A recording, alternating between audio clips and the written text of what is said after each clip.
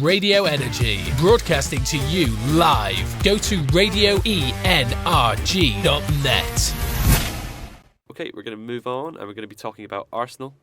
They had a 2-2 draw with PSG last night, which means that they can't finish ahead of PSG if they finish on the same points, because PSG now have a better head-to-head record, if that makes sense.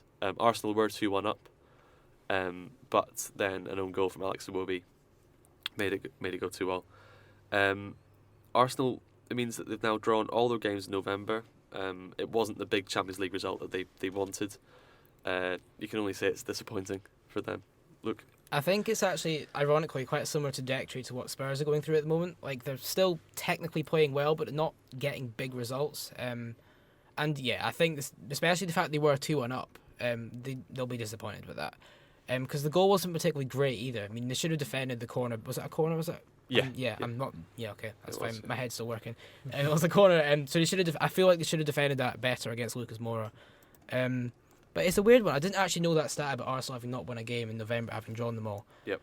But I think we seem to say this every year about Arsenal. There's always points where they're absolutely amazing and they just stun us to pieces, and then there's times where they just look really flat, almost like the whole team doesn't seem to work. they only had one shot on target. Yeah.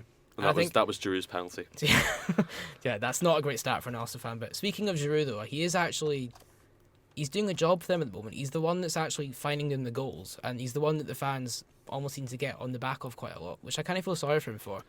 But I think now, I mean, the Champions League the group's almost done, and they're probably going to finish second. They'll need to start worrying about the league again, I think, for them, because it's been a long time since they've won the league, and I think that will be what the Arsenal fans want to see.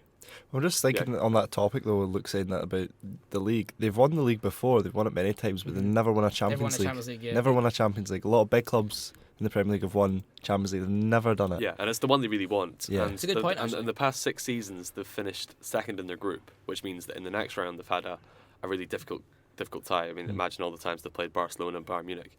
And this season they really wanted to make sure that they won the group. It now means that if PSG win against Ludogorets in 2 weeks' time, it means that Arsenal can't finish above them. So again, they're going to theoretically have a difficult game in the next round. So it just must, because you were right. I mean, Arsene Wenger's never won the Champions League. His time is running out at Arsenal, and you can imagine this is going to be the one that he really wants to win. You never know though. You could get a Leicester Arsenal tie in the Champions League. Is that allowed in the round of 16? No, it's not allowed. No. Is it not? So if we get to the quarterfinals, we can have that thing. But yeah, there's a rule where you can't have two teams from the same country in the round of 16 drawing each other, No. which I didn't find out until recently. But yeah, Well, I only just found it just now. So No, yeah, that's true. And Man City as well, they qualified, but it looks like they're going to be second in their group as well they are going to be second in their group after they drew 1-1 away at Borussia Mönchengladbach. Both teams finished the match with 10 men. We were watching this earlier after some really bizarre refereeing. Controversial to say the least. Fernandinho did his best to get sent off. We're not doing anything at all. Yeah, it it looked was like. some pretty aggressive walking. Yeah. he got his eye contact, so it just put him off, and was like. It did. To be fair to Man City, it did look like they were going to be in trouble after Rafael opened the scoring to make it 1-0 to Mönchengladbach, but they came back and David Silva, he equalised on the stroke of half time. City, obviously, as I said, they're going to be second going into the next stage. They beat Barcelona a few weeks ago. How do you think they're going to do in the next round? I think they'll do well. I think they'll obviously have a tough fixture, but you look at the teams who are top in their groups at the moment, and on paper you could think some of them they could potentially go on and get a result from. So it's not always the case that the team, well, theoretically, the team who finishes top of the group is meant to be the best team in the group, but there's at times where maybe it's better off if you face a team who's top rather than a team second. I think the example is maybe Bayern Munich, who look like they're going to be finishing second in their group. A lot of teams will think that's going to be a tough game if they're top in their group, so maybe Manchester City have dodged a bullet there if they could potentially get drawn with Pep Guardiola's former side. So yeah, I think they'll do well, but they might have dodged a bullet there. Mm-hmm. It is funny that Leicester, it looks like, are going to be the only team that are going to win their group out of all the English teams. Okay, we'll move on. And we're going to talk about the highest scoring ever Champions League game. It was Borussia Dortmund 8. Who was it? Legia Warsaw. Legia Warsaw 4. 8-4, 12 goals, the most ever in a Champions League game. That beat the record set by Monaco Deportivo La Coruña in 2003, which finished 8-3. Just a ridiculous game. It seemed that no one really wanted to defend. Did you see the goals from this, Luke? I did. I don't actually think there were that... Well, actually, I was going to say not many of the goals were good. That's actually not true. I don't think many of the Borussia Dortmund goals were particularly impressive. No. But they scored 3 in 3 minutes, which is some comeback to 1-0 down. But then Warsaw penned it back. I'm actually really sad I didn't watch it, because it would have been the most entertainment I could have seen from a football game pretty much all year. But yeah, I would say it's not a great night for the goalkeepers or the defences. Well, you said that. I mean, Liga Warsaw's goalkeeper, who was making his first ever Champions League appearance, he used to play for Dundee United, actually. I think it's Radoslav Cherniak. Played for Dundee United for a few years. Maybe we can get him on the show. We'll try our best. He made his first Champions League appearance, and his first save... I think I know what's coming. His first save... By the time he made his first save, he'd already conceded 6 goals. Nice. It's a shame. It's not a great night for him to be introduced to not European a great football, night. Especially the quality of Scottish football. Yeah. But even at that, like Warsaw coming, bring 3 goals back to level. Was it to level things, and then No, not quite. It was. They were very close. We didn't quite level it, but even like the game before when they played against Real Madrid, unfortunately they were playing in an empty stadium due to fan trouble. But watching the highlights from that game, they were, I think, 2-1 down or 3-0 down. They brought it back to... They were 2-0 down and they brought it back to 3-2. And then it drew 3-all. But the small teams can always prove... Liga Warsaw can come back. Yeah, they can come back. On to more of a serious game, you could say. It was Real Madrid. It's in the same group. It was Real Madrid's win away to Sporting Lisbon. It was Ronaldo going back to his first club, Sporting Lisbon. And Real Madrid had a 2-1 victory. Ronaldo didn't score, but Benzema did. He scored the winner. It means that there's going to be a huge game in 2 weeks' time when Dortmund go to Real Madrid. Dortmund, who are currently first in the group. Real Madrid, who are second. If Real Madrid win, they win the group. But both teams are through, so it's probably still going to be worth watching. Just to see who gets that first place. A real horse race between the two of who can finish on top, and I think similar to the Dortmund game, probably not as many goals, but it will be a neck and neck, back and forth game, and it's one definitely worth watching. Yeah, but the big news from that game is that Gareth Bale will be out for 4 months. That's after the Real Madrid winger. He's had a horrible ankle injury. He's going to have to get surgery. He's out for 4 months. It not only has a huge impact on Real Madrid, but it has a huge impact on Wales as well, Bryce. Yeah, I mean, Wales are really going to miss him. Well, I mean, did they have many matches? They'll have a match in March, but he might... A match in March, so he'll...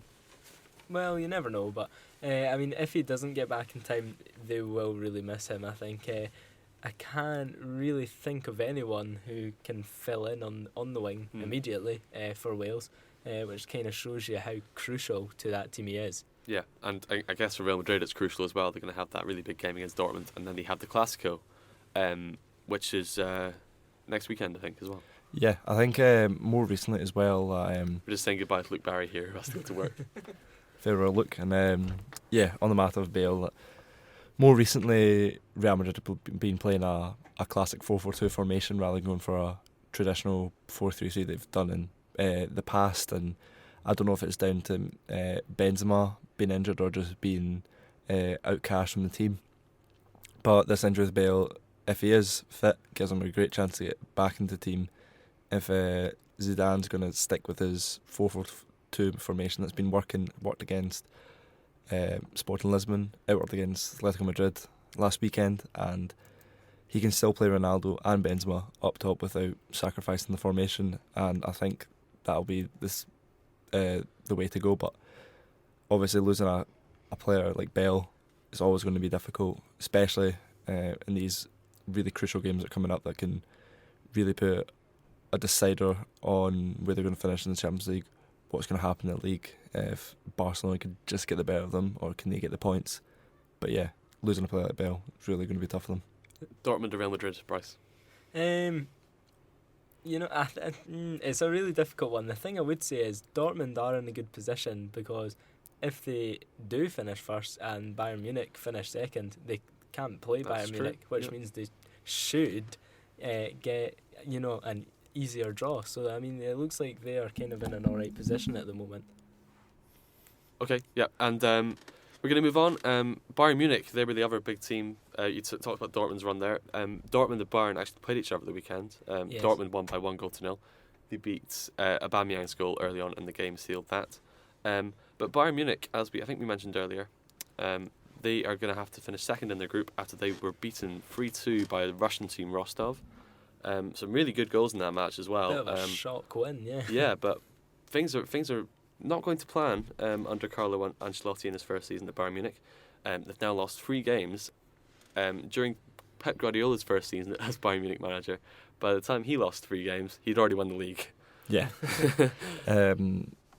It's always going to be a tough challenge taking a massive club like Bayern Munich and really high expectations when you're fulfilling that managerial role. And the likes of Red Bull Leipzig, if I've pronounced that correctly, just promoting up to the leagues recently, and you could put it maybe down to money, how they've come about so quickly, and they've boosted right up to the table. I think they're top of the table as it stands, and yeah, I don't think many would predict that at the start of the season, and I don't think Carlo Ancelotti himself would have predicted it, but nevertheless, he is a very good manager with a lot of talent at his disposal, and yeah, they might have lost a few games, it might just be a bit of luck that went against them, but they'll still go very far in this competition. I think they were unfortunate last season, getting drawn to Juventus, which was going to be a tough side, but I think they will go far this season, and I think they will do well. It's a shame that Luke's gone because he had some pretty interesting viewpoints on Carlo Ancelotti as a manager. Do you think he'll turn it around? Yeah, I think he's got enough experience. I think you were saying before we came on here actually that he's if he wins this league, he's won the kind of top 5 big leagues in Europe. So I mean that's an amazing achievement. I think he's shown at other clubs before that he does have experience, he does have quality.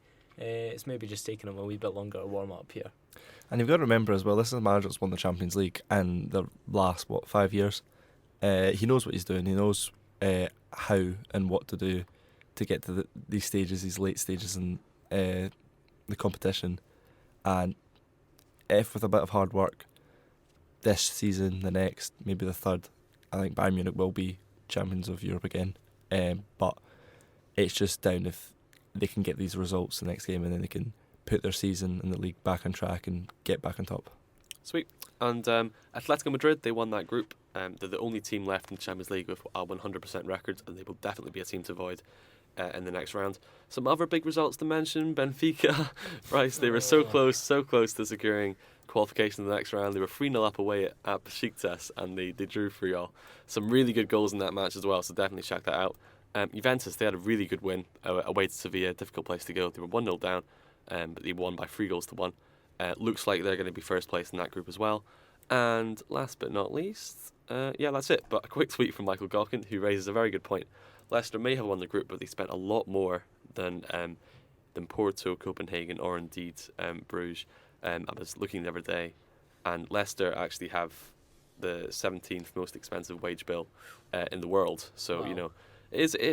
People say it is a bit of a fairy tale, but it's a fairy tale that has significant financial backing. So it's always important to bear that in mind.